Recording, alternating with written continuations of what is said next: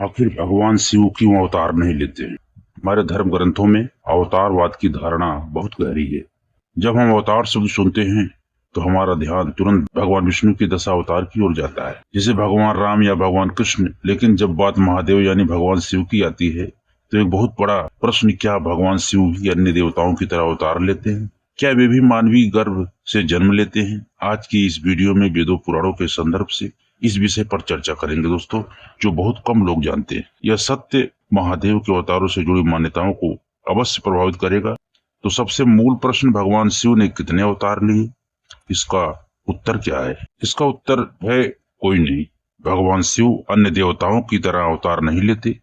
उनका कोई भी मानवीय अवतार इस तरह नहीं होता जैसे हम सामान्य समझते हैं। इसका कारण बहुत गहरा है और आध्यात्मिक भी। भगवान शिव का जो विग्रह स्वरूप है, उनका जो तेज है, वो इतना विशाल, इतना प्रचंड और इतना अनंत है कि कोई भी साधारण मानवीय शरीर या गर्भ उस ऊर्जा को धारण करने में सक्षम ही नहीं हो सकता। भगवान शिव महाकाल है। वे समय की सीमाओं से परे हैं, इसलिए वे श्री विष्णु या अन्य देवताओं की तरह अवतार नहीं लेते। जैसे कि अपना निवास स्थान छोड़कर मनुष्य की कोख में प्रवेश करना और मनुष्यों के बीच जन्म लेना। क्योंकि भगवान शिव महाकाल हैं, समय की सीमाओं से परे हैं, वैसा अन्य कोई देवता या अवतार नहीं है। उनसे जो भी रूप प्रकट होते हैं वह भी अमर और अनंत होते हैं। पुराणों में जिन्हें सामान्यतः शिव के अवतार कहा जाता है, वे वास्तव में भगवान शिव के प्रत्यक्ष अवतार नहीं बल्कि उनके अंश से उत्पन्न स्वरूप हैं। यह स्थिति वैसी नहीं है जैसे भगवान विष्णु के 10 अवतारों की, जिनमें श्री कृष्ण को पूर्ण विष्णु माना गया है। भगवान शिव स्वयं किसी मानव योनि में जन्म लेकर अवतार ग्रहण नहीं करते। इसके स्थान पर भी अपनी अनुग्रह शक्ति एवं वरदान के माध्यम से कुछ विशेष महापुरुषों एवं दिव्य व्यक्तियों को अपने अंश से उत्पन्न होने का वर देते हैं। ऐसे ही वरदान के फलस्वरूप जिन दिव्य शक्तियों का जन्म होता है, उन्हें शास्त्रों में प्रचलित रूप से शिव के अवतार कहा गया है, जबकि वे वास्तव में अंशावतार होते हैं। उदाहरण स्वरूप जैसे हनुमान जी को 11वें रुद्र का अंश माना जाता है, उनका प्राकट्य भी भगवान शिव के वरदान से ही हुआ। यह वरदान भगवान शिव ने स्वयं भगवान विष्णु को दिया था। भगवान शिव ने यह प्रतिज्ञा की थी कि जब जब भगवान विष्णु को आवश्यकता होगी, वे उनकी सहायता हेतु अपने अंश से एक महान शक्ति संपन्न सेवक को प्रकट करेंगे। इसी कारण से हनुमान जी का अवतरण हुआ। जैसा कि वेदों में वर्णित, वह एक भी हैं और 11 भी शास्त्रों में भी प्रकट होते हैं और वह अनगिनत रूप में विद्यमान है कि भगवान शिव को अन्य देवताओं के समान मानकर समझा ही नहीं जा सकता। भगवान शिव पर ब्रह्मा है, समय, रूप और सीमाओं से परे, इसलिए उनके कार्य में प्राकट्य और उनके स्वरूप अन्य देवताओं से भिन्न है। अवतार की संकल्पना में भी शिव का स्वरूप अलग है। कैलाशवासी भगवान शिव स्वयं आदि शिव के एक प्रकट रूप हैं। भगवान शिव कैलाश में निवास करते हैं, जबकि आदि शिव शिवलोक में स्थित है। यह शिव ही आदि शिव के प्राकट रूप हैं। कैलाशवासी शिव के हृदय केंद्र से रुद्र का प्राकट्य हुआ। यही रुद्र लीला करते हैं और यही त्रिदेवों में रुद्र के रूप में प्रतिष्ठित है। इसी मूल रुद्र के आगे 11 रुद्रों का प्राकट्य हुआ। पुराणों के अनुसार यह 11 रुद्र ब्रह्मा जी की आज्ञा चक्र से प्रकट हुए। इस प्रकार रुद्र एक भी हैं, अनेक भी हैं और अनंत भी, क्योंकि शिव स्वयं अनंत है। पुराणों में स्वात जिन स्वरूपों को शिव के अवतार कहा जाता है, जैसे गृहपति, वीरभद्र, हनुमान आदि, वे प्रकट शिव के प्रत्यक्ष अवतार नहीं।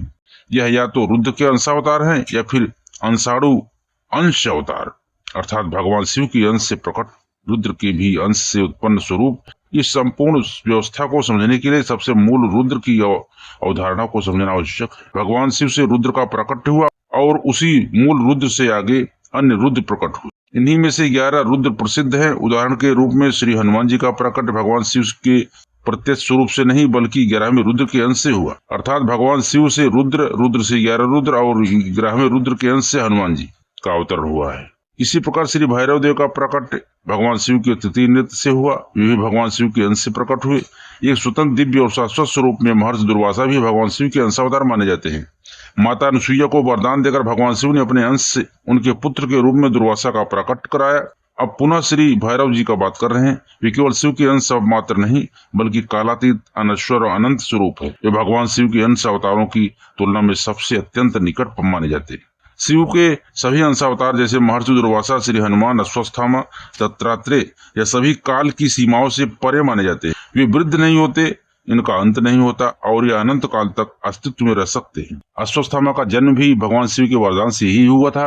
वे किसी सामान्य अवतार नहीं बल्कि अनेक देव शक्तियों के संयुक्त प्रभाव से प्रकट हुए हैं। शास्त्रों के अनुसार अश्वत्थामा में 4 देवताओं की शक्तियों का समावेश माना गया है और उनका अस्तित्व ही भगवान शिव की अनुग्रह शक्ति का ही परिणाम है। इसके अतिरिक्त भगवान शिव ने समय समय पर अपनी विभिन्न शक्तियों को प्रकटीकरण के विशिष्ट रूप स्वयं धारण किया। यह अवतार शिव का नहीं कहे जा सकते बल्कि यह शिव द्वारा अपनी शक्तियों को प्रकट करने के लिए धारण किए गए विशेष स्वरूप थे। उदाहरणार्थ जैसे शंभेश्वर स्वरूप, यह स्वरूप भगवान शिव ने वीरभद्र से प्रकट होकर धारण किया था ताकि भगवान नरसिंह के उग्र स्वरूप का समन किया जा सके। इसी प्रकार वृषभेश्वर महादेव का स्वरूप, यह रूप भगवान शिव ने नंदी से प्रकट होकर धारण किया था। इस स्वरूप भगवान शिव एक महाबलशाली वृषभ के रूप में प्रकट हुए और भगवान बाराह को उनके कर्तव्य का स्मरण कराते हुए पुनः वैकुंठ की ओर प्रवृत्त किया। शिव पुराण में इस प्रकार भगवान शिव के अन्य स्वरूपों का वर्णन प्राप्त होता है दोस्तों। इसमें गृहपति, कुबेर, यहाँ तक कि नवग्रहों को भी शिव के स्वरूप अथवा उनकी शक्ति से उत्पन्न माना गया है। शिव तत्व और विष्णु तत्व दोनों ही उस एक अद्वितीय ब्रह्म तत्व की अभिव्यक्तियां हैं। जहाँ भगवान विष्णु लोक कल्याण हेतु अवतार परंपरा के माध्यम से धर्म की स्थापना करते हैं, वहीं भगवान शिव अपने अंश, अनुग्रह और अपने और विविध प्राकट स्वरूपों द्वारा सृष्टि के संतुलन को बनाए रखते हैं। एक बार पुनः स्पष्ट करते हैं दोस्तों, पुराणों में जिन स्वरूपों या महापुरुषों को भगवान शिव की अवतार माना गया है, वे वास्तव में उनके अंश, प्रभाव या अनुग्रह से प्रकट हुए स्वरूप है, न कि स्वयं शिव का मानव योनि में जन्म लेना। भगवान शिव का तत्व अवतार प्रक्रिया से भिन्न है। वे स्वयं अविचल, अखंड और नित्य हैं और आवश्यकता पड़ने पर अपने अंश या शक्तियों के माध्यम सृष्टि के संतुलन हेतु कार्य संपन्न कराते हैं। हर हर महादेव। आज की वीडियो में दोस्तों इतना ही। आशा करते हैं कि आपको यह वीडियो अच्छा लगा। यदि वीडियो हमारा अच्छा लगा दोस्तों, इसे लाइक करें और इसे शेयर अवश्य करें। किसी भी त्रुटि के लिए आपसे हम क्षमा याचना करते हुए आपसे निवेदन करते हैं कि प्रेम पूर्वक परमपिता परमात्मा को मन में धारण करें और सनातन धर्म की जय बोले। तो दोस्तों मिलते हैं अगले वीडियो में। जय श्री कृष्ण मित्रों।